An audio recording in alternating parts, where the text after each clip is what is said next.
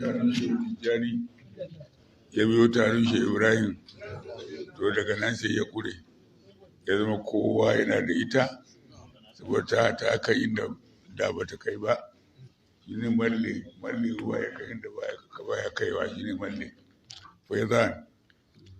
Kamar yadda na ji wani yana faɗa da zu, ba yadda za a canja mata jagorancin ta kawai yadda take wajen Allah na har zuwa shi Ibrahim,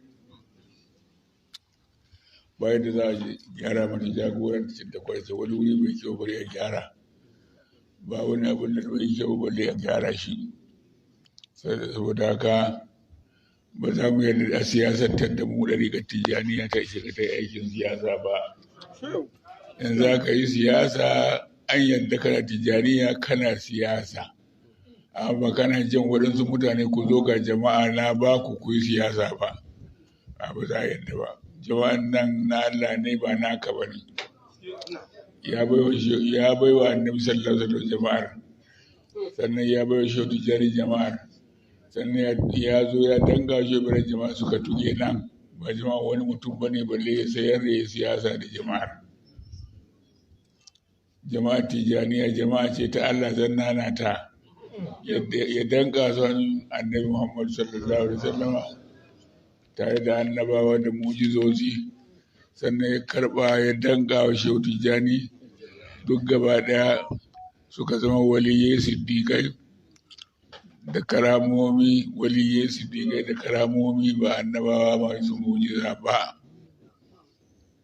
Sannan suka shigo ya danka su hannun shehu Tijjani, daga nan ya danka su hannun shehu Ibrahim, na suka zama waliyai siddiƙai ba annabawa ba. Sannan kuma da Allah ya danka su hannun shehu Ibrahim, to tafiyoyin sun kare, tafiya ta kare kenan.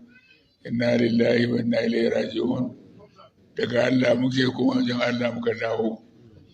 Saboda haka zan lalata, kada wani mutum ya rudu ya ji ya samu jama'a bari ya bai da su siyasa, ya siyasantar da su don ya siyasarsa da wannan jama'a.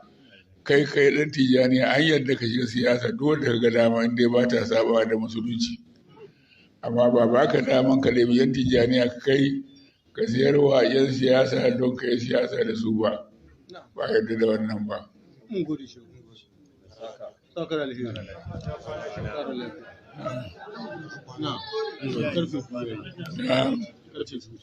To, a yanzu ma ne ko?